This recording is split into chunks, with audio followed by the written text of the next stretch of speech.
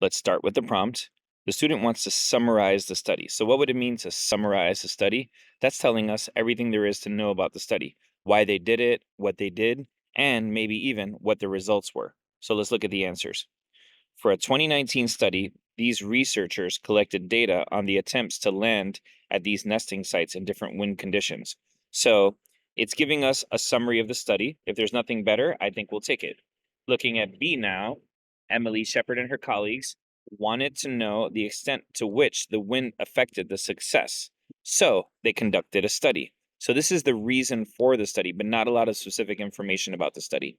And C, knowing that they often need multiple attempts to land at their cliffside nesting sites, they studied the bird's success rate, which was only around 20% in some conditions. That sounds pretty good for now, so let's save it for later. And now looking at the last one, the 2019 study of the success in landing at cliffside nesting sites showed that as wind conditions intensified, the bird's success rate decreased.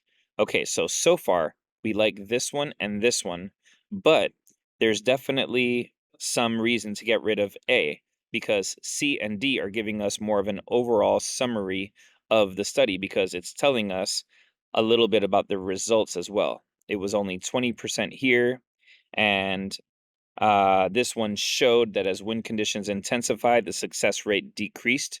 So we're seeing here more of a summary of the study because it's telling us what was arrived at. So this is one of the rare rhetorical synthesis questions where you actually have to look at the data. And when we look at the data, there's one problem with C.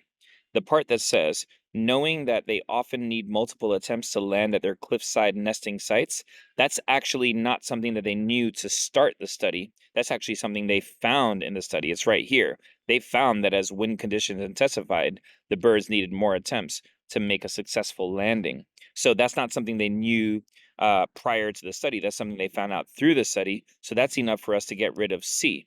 And so the answer here is going to be D.